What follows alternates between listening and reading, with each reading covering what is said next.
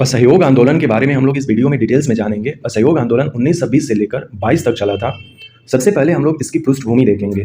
गांधी जी ने खिलाफत आंदोलन को हिंदू मुस्लिम एकता माना था। अब क्यों माना था गांधी जी ने? तो सबसे पहले हमें समझना होगा कि ये खिलाफत आंदोलन है क्या। खिलाफत आंदोलन जो है 1919 में स्टार्ट हो गया था, जो 1924 तक चला था।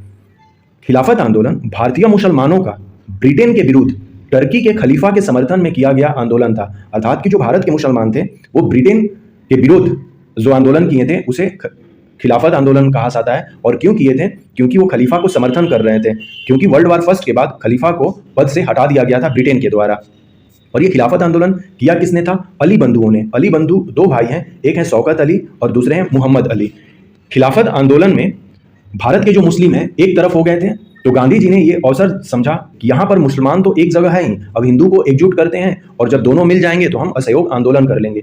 उसी पर्सपेक्टिव में इस स्टेटमेंट को कहा गया कि गांधी जी ने खिलाफत आंदोलन को हिंदू मुस्लिम एकता का एक अवसर माना था। 23 नवंबर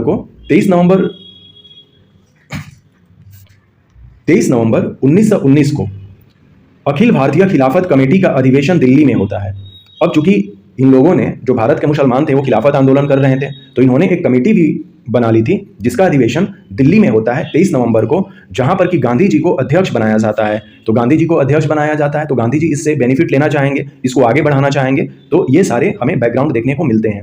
20 जून को हिंदू मुस्लिम की संयुक्त बैठक इलाहाबाद में होती है। यहाँ पर हिंदू और मुस्लिम जो लोग थे, समुदाय के लोग, वो दोनों बैठते हैं और यहाँ पर तय होता है कि असहयोग को अस्त्र के रूप में हम अपनाएंगे। और गांधी जी का कॉन्सेप्ट ही था असहयोग करना। गांधी जी शांति और अहिंसा में विश्वास करते थे, तो यहाँ पर असहयोग को एक अस्त्र के रूप में मान लिया गया। अर्थात कि अब जो है असहयोग आंदोलन स्टार्ट होगा। और फाइनली वो डेट आता है 1 अगस्त 1920 को, जहाँ पर गांधी जी ने घोषणा कर दिया कि अब हमने असहयोग आंदोलन स्टार्ट कर दिया है। लेकिन एक न्यूज और आता है कि बाल गंगाधर तिलक की मृत्यु हो जाती है 1 अगस्त 1920 को ही। 31 अगस्त 1920 को खिलाफत दिवस मनाया जाता है। सिंपल सी बात है, जब खिलाफत आंदोलन स्टार्ट हो गया था तो कुछ दिनों बाद खिलाफत दिवस भी मनाया गया, जो कि 31 अगस्त 1920 को था। सितंबर 1920 में कलकत्ता में कांग्रेस का स्पेशल अधिवेशन बुलाया जाता है, जहां पर कांग्रेस के महासमिति के लोग आते हैं और बात करते हैं, जिसके अध्यक्ष लाला लाजपत राय को बनाया जाता है। और इस अधिवेशन में यह तय होता है कि असहयोग आंदोलन जो चल रहा है उसका कार्यक्रम क्या होगा। अर्थात कि यहाँ पर कार्यक्रम को तय किया जाता है। और फाइनली हर एक साल की तरह जो दिसंबर में फाइनल सेशन होता था कांग्रेस का, वो 1920 का नागपुर में अधिवेशन होता है, जिसके अध्यक्ष सी विजय राघवाचार्य को बनाया जाता है। और इसी अधिवेशन में असहयोग आंदोलन की पुष्टि कर दी जाती है कि नहीं, जो हम आंदोलन कर रहे हैं वो असहयोग आंदोलन है और इसे हमें कंटिन्यू रखना है। एक चीज और यहाँ पर सीखना है कि इसी अधिवेशन में पहले जो कांग्रेस के सदस्य बनते थे वो ज़्यादा पैसे देते थे, लेकिन अब ये तय हुआ कि कोई भी कांग्रेस का जब सदस्य बनेगा तो उसको केवल अब 25 पैसे देने होंगे कांग्रेस की सदस्यता लेने के लिए। और इसी अधिवेशन में गांधी जी ये कहते हैं कि इस प्रक्रिया द्वारा 1 वर्ष के भीतर स्वराज की प्राप्ति हो जाएगी। यह बात जो है यंग इंडिया में भी गांधी जी लिखते हैं। यंग इंडिया जो है न्यूज़पेपर है गांधी जी की। तो यहाँ पर यह जानने की जरूरत है कि गांधी जी ने ये बात कब कही थी कि हम 1 वर्ष के भीतर स्वराज की प्राप्ति कर लेंगे यदि हम असहयोग आंदोलन करेंगे। तो वो यहीं पर नागपुर सेशन में ही कहे थे। और ये यंग इंडिया जो इनकी न्यूज़पेपर थी उसमें इन्होंने इस बात को लिखा भी था। गांधी जी ने अपना जो लक्ष्य है वो अब ये बनाया कि पहले जो थी अंग्रेजी साम्राज्य के अंतर्गत 100 शासन की व्यवस्था थी, उसके स्थान पर 100 राज की जो है कॉन्सेप्ट को गांधी जी ने अपना लक्ष्य बना लिया।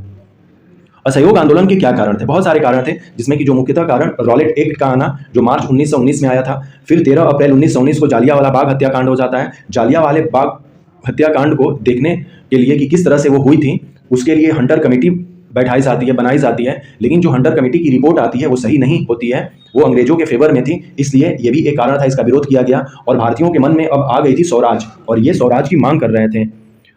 असहयोग आंदोलन को बहुत सारे लोगों ने सपोर्ट किया। जितने सारे युवा थे उन्होंने स्कूल कॉलेजेस को छोड़ दिया, जिसमें कि भगत सिंह, चंद्रशेखर आज़ाद, अशफाकुल्लाह, बिस्मिल, ये सब जो लोग थे असहयोग आंदोलन के साथ थे। लेकिन 3 लोग ऐसे दिखेंगे हमें जो इससे नाराज थे, असहयोग आंदोलन को सपोर्ट नहीं कर रहे थे। उसमें एनी बेसेंट, बिपिन चंद्र पाल, मोहम्मद अली जिन्ना इस आंदोलन से असहमति के कारण कांग्रेस से इस्तीफा दे देते हैं, क्योंकि ये तीनों जो है वो कांग्रेस के मेंबर थे पहले। आंदोलन के रचनात्मक कार्य, जब आंदोलन हो रही है तो कुछ काम भी करने होंगे। जो इसमें शामिल हैं लोग, वो कौन कौन से काम करेंगे कि हिंदू मुस्लिम एकता एवं अहिंसा को बढ़ाना है, शराब का बहिष्कार करना है, छुआछूत से परहेज करना है, स्वदेशी वस्तुओं का प्रयोग करना है, हाथ से कते या बुने खादी कपड़ों का प्रयोग, कड़े कानूनों की सविनय अवज्ञा करना, कर न देना और कांग्रेस के झंडे के नीचे समस्त राष्ट्र को एकत्र करना, जिससे कि राष्ट्रीयता की भावना आ जाए हमारे अंदर। गांधी जी ने कैसरे हिंद और जमनालाल बजाज ने राय बहादुर की उपाधि शुरुआत में ही त्याग दी थी। तो कई बार पूछा गया कि गांधी जी ने कब अपनी कैसरे हिंद की उपाधि त्यागी थी, तो वो असहयोग आंदोलन के ही समय। 1921 में तिलक स्वराज फंड की स्थापना होती है, जिसमें कि 1 करोड़ रुपए तक जमा हो जाते हैं, और ये रुपए इसलिए जरूरी थे क्योंकि असहयोग आंदोलन को बढ़ाना था, इसीलिए स्वराज फंड की स्थापना की जाती है। नवंबर 1921 में प्रिंस ऑफ वेल्स भारत आते हैं। उस समय प्रिंस ऑफ वेल्स जो थे वो एडवर्ड थे, इनके बारे में भी अभी देखेंगे। इनको काला झंडा दिखाकर विरोध किया जाता है। क्यों किया जाता है? क्योंकि अली ब्रदर को गिरफ्तार कर लिया गया था।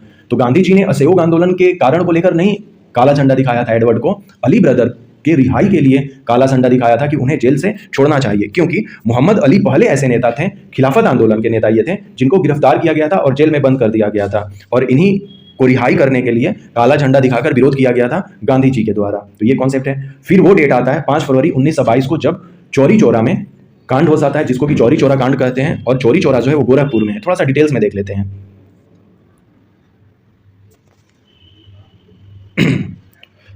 जिसको कि शहीद स्मारक चौरी चौरा कहते हैं। ये मैंने गोरखपुर के जो ऑफिशियल साइट है वहां से लिया है। देखिए 4 फरवरी को चौरी चौरा का घटना हुआ था। 4 फरवरी की ये रात की घटना है, इसीलिए हमें क्या करना होगा, अब आपको क्या करना होगा कि अपने माइंड का इस्तेमाल करते हुए क्वेश्चन किस तरह से पूछा गया है ऑप्शन के अकॉर्डिंग 4 और 5 फरवरी में बिल्कुल कंफ्यूजन में नहीं रहना है। 4 फरवरी 1922 को जो है वो चौरी चौरा की घटना होती है, ये चीज हमें देख लेना है।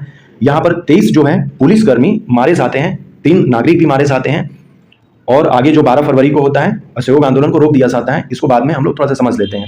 चौरी चौरा पर मैं जब एक बार वीडियो बनाऊंगा अलग से, तो उसमें क्लियर हो जाएगा, लेकिन बिल्कुल क्लियर हो लीजिए। 4 फरवरी आए तो 4 फरवरी पहले चूज करना है, नहीं तो 5 फरवरी चूज करना है।